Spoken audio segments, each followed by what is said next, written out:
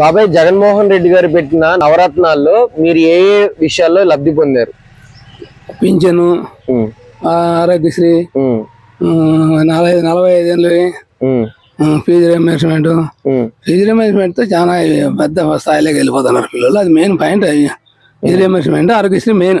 Jagan main point అవే. Fee reimbursement పెద్దల జీవితాలు మారుతాడంటే కరెక్ట్. అదే ఓకే.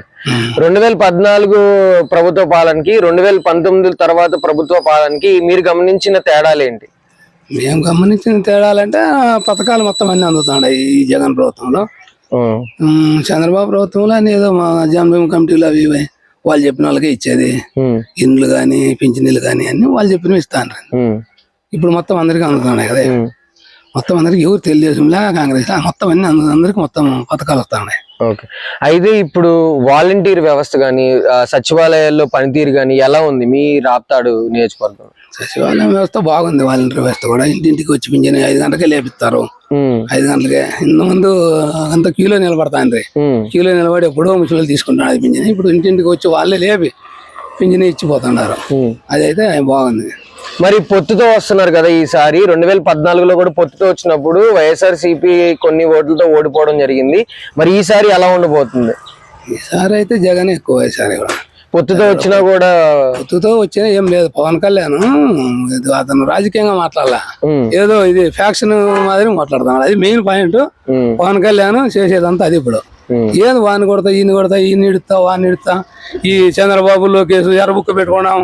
ఎర్రబుక్ పెట్టుకుంటే గవర్నమెంట్ వస్తే ఆ ఆఫీసర్లు ఆ మాట ఆ ఆఫీసర్లు ఎవరు మాట్లాడకూడదు. ఆఫీసర్లు కంటిన్యూ పర్మనెంట్గా ఉండేవాళ్ళు. ఐదేళ్ళకి ఒకసారి రాజకీయం వచ్చి పోయేవాళ్ళు సీఎంలు. ఈ రెడ్ బుక్ పెట్టుకున్నా ఎస్ఐలు నిడుతా, ఎస్పీలు నిడుతా, ఆఫీసర్లు నిడుతా. ఏంది అవన్నీ రెడ్ బుక్ వాళ్ళంతా చూస్తా.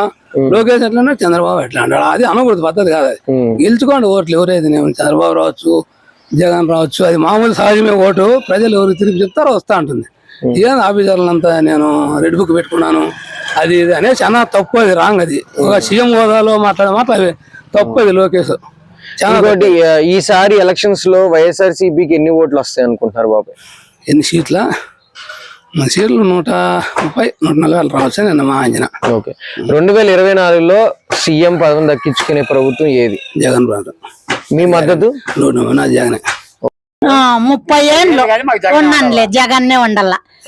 జగన్ ఉండేంత వరకు జగన్నే ఉండాల.